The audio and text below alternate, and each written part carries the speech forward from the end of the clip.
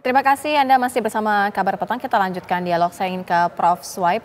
Prof, besok kira-kira akan menyangkut tidak ke substansi yang akan dibahas? Ya harusnya ya, karena buat apa ada debat kalau nggak ke substansi Mbak ya. Jadi Ya. kita sih harusnya para tim ini mendorong supaya semua calon itu harus fokus kepada tema-tema yang sudah disiapkan oleh KPU atau panitia dalam hal ini. Jadi supaya apa yang disampaikan oleh calon wakil presiden ini sesuai dengan harapan masyarakat. Ya, kalau misalnya tidak ke substansi, misalnya bicara berkaitan paling penting sekali besok itu adalah hal yang seperti tadi desa dan masyarakat adat, yang paling sering juga didiskusikan di masyarakat itu adalah berkaitan dengan energi dan pangan. Mhm. Contoh kecil misalnya gini, berkaitan dengan harga BBM misalnya ya. Ini kan fluktuasi, ya, harganya tidak stabil misalnya. Ini harusnya bisa dijelaskan. Hal yang kecil ini tetapi sangat berimbas karena berkaitan dengan hajat mobilitas masyarakat setiap hari gitu. Nah, yang berkaitan dengan pangan misalnya.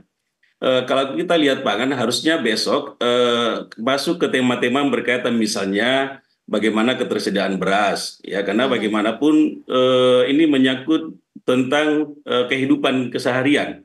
Oke. Yang kedua misalnya bicara produksi jagung ya kemudian ada lagi misalnya produksi bawang. Ini kan hal-hal yang sifatnya apa namanya sederhana tetapi menjadi kebutuhan pokok. Nah, harusnya ini yang didorong oleh tim-tim kepada calon wakil presiden yang akan berdebat besok. Hmm. Nah, hal lain lagi misalnya berkaitan dengan pangan.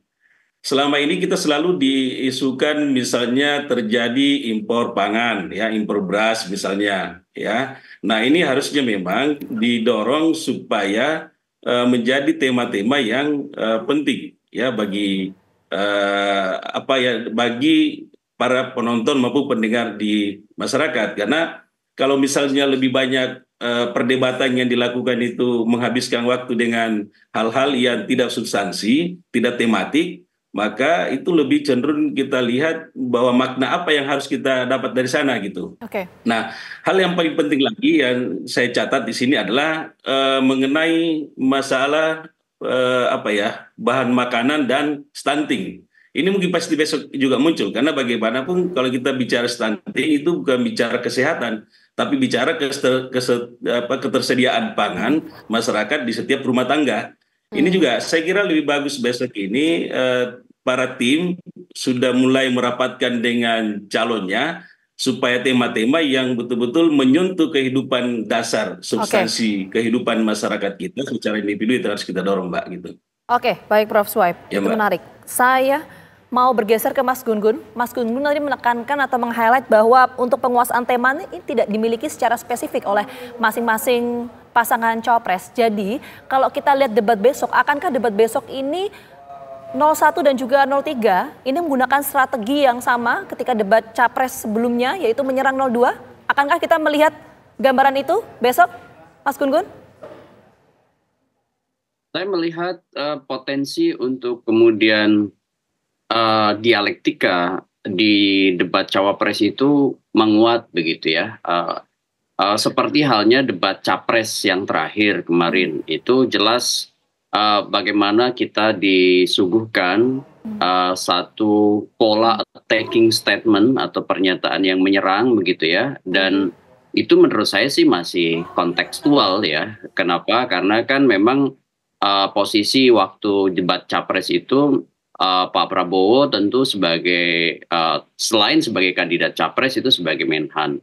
Nah, posisi sekarang itu menurut saya di debat cawapres potensi untuk ada serangan yang terjadi ya terutama di segmen 2, 3 sampai 5 ya.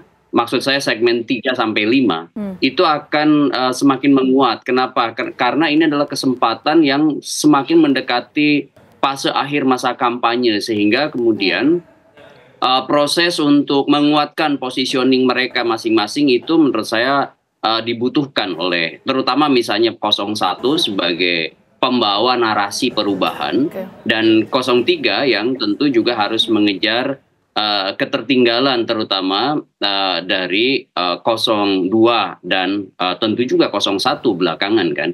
Nah, jadi proses ini merupakan proses yang menurut saya penting ya, terutama untuk meningkatkan keyakinan pemilih, terutama dari kelompok undecided voters gitu ya, dan swing voters untuk kemudian mempertimbangkan siapa di antara cawapres yang lebih kredibel, yang lebih visioner, yang lebih punya kualifikasi memadai dari sisi sub-sub tema yang diperdebatkan. Maaf, saya potong sedikit. Kok tadi Mas Gun Gun menyampaikan ada potensi untuk serangan? Potensi serangan ini sifatnya serangan personal atau menyasar ke substansi tema? Saya melihat akan lebih pada substansi. Kenapa? Karena kayak Prof. Mahfud misalnya atau Caimin paham betul belajar dari debat ketiga kemarin ya, bahwa kalau misalnya serangan terlalu ofensif ya dan tidak memiliki ritme, itu justru yang diuntungkan adalah kandidat yang mampu memainkan yang disebut dengan CPM atau Communication of Privacy Management. Kapan membuka, kapan menyerang, kapan menutup, begitu. Ofensif dan defensif di forum itu penting. Nah, ini dalam konteks bacaan komunikasi politik, serangan itu penting ya dalam debat. Kenapa? Karena debat itu butuh dialektika, hanya kemudian yang berkonsep, artinya masuk pada wilayah substansi, kemudian dengan cara menjaga ritme, tidak kemudian betul-betul menyerang dari awal, tetapi memainkan yang disebut dengan pola ya, tadi yang saya sebut CPM atau Communication of Privacy Management itu. Sehingga kemudian publik bisa melihat ya, bukan serangan yang sifatnya diarahkan pada personal, tetapi lebih pada substansi terlebih ya. Ini kan tema-tema sub-sub tema kali ini itu berhubungan dengan basic need dan hajat hidup orang banyak ya, seperti pangan begitu. Kemudian kita melihat banyak konflik agraria. Kita melihat sekali misalnya butuhnya solusi atas energi terbarukan. Nah, kemudian juga hal lain itu yang kemudian selalu ditunggu adalah bagaimana tata kelola atau governance terkait dengan desa. Karena desa ini dananya sekarang besar, tetapi kemudian dianggap tata kelolanya belum baik.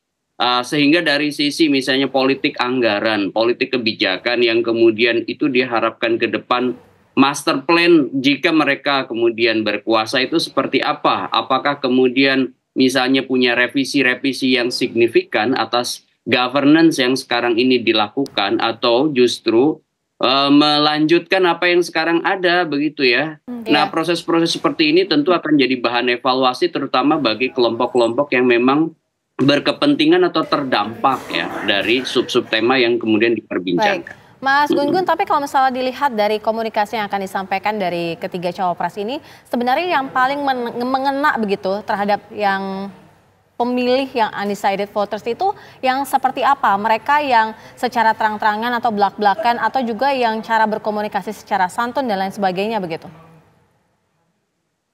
Ya, belak-belakan itu penting ya, meskipun soal diksi ya, soal kemudian etika itu tentu juga akan jadi bahan pertimbangan.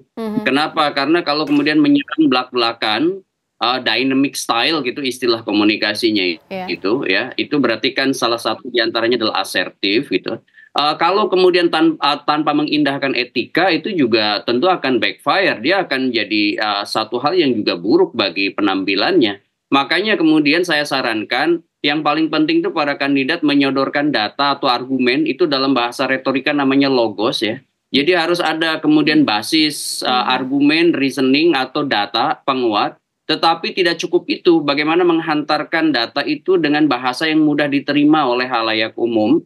Ya, jangan kemudian asik dengan dirinya sendiri, kemudian apalagi misalnya hanya ingin mempermalukan mitra berdebat, karena orang yang kemudian diajak berdebat itu kan sebenarnya mitra berdebat. Ya.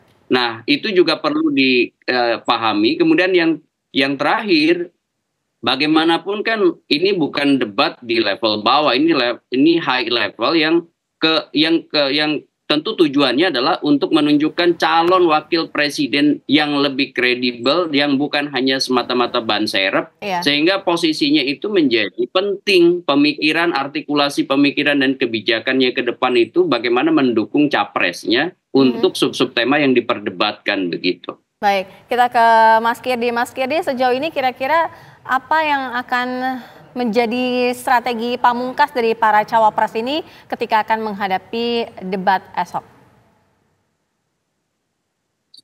Sudah terbukti ketika kalau kita bicara tentang apa yang ditampilkan, itu menjadi banyak sekali perhatian orang-orang. Contohnya kalau kita bicara pola, debat pertama itu kecenderungan orang melihat bahwa Pak Anies Baswedan itu cukup memegang sesi debat pertama. Karena bagaimana kemudian Pak Anies menyampaikan, itu dinilai baik.